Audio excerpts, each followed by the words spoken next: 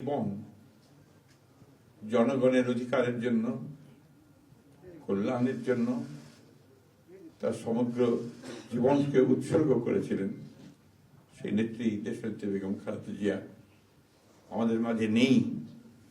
এটা আমরা যারা তার সহকর্মী এবং রাজনৈতিক কর্মী আমরা এটা ভাবতেও পারি না।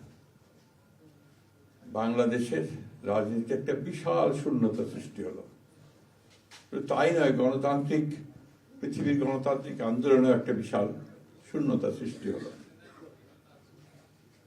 আমরা দলের পক্ষ থেকে আমাদের ভারপ্রাপ্ত চেয়ারম্যানের অনুমতিক্রমে আমরা দলের কিছু কর্মসূচি নিয়েছি।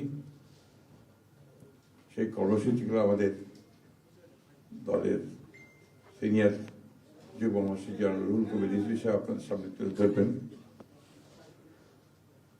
সরকারের প্রধান, এই কেয়ারটেকার গভর্নমেন্টের প্রধান প্রফেসর ডক্টর মোহাম্মদ ইউনূস আমাদেরকে ফোন করেছিলেন সাথে সাথে, এবং ইতিমধ্যেই তারা সিদ্ধান্ত নিয়েছেন যে 10টার মধ্যেই তারা স্পেশাল ক্যাবিনেট মিটিং করবেন।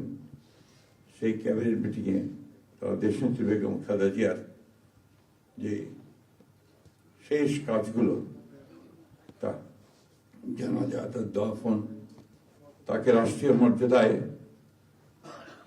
দাফন করা, তাকে রাষ্ট্রীয় মর্যাদা দেওয়া, এই বিষয়গুলি নিয়ে তারা সকাল 10টার সময় একটা সভা করবেন। এরপরে আমরা পুরো জিনিসটাকে কোঅর্ডিনেট করে আবার সেটা আপনাদের সামনে জানাবো। আমি এখন অনুরোধ করব আমাদের দলের সিনিয়র যুব মহাসচিব জনাব রুহুল কবির রিজভী, তিনি আপনাদের সামনে দলের কর্মসূচিটা জানাবেন। এটা হচ্ছে আপাতত এখনই নেওয়া কর্মসূচি। এরপরে আমাদের একটা স্ট্যান্ডিং কমিটি মিটিং হবে 12:30টার দিকে।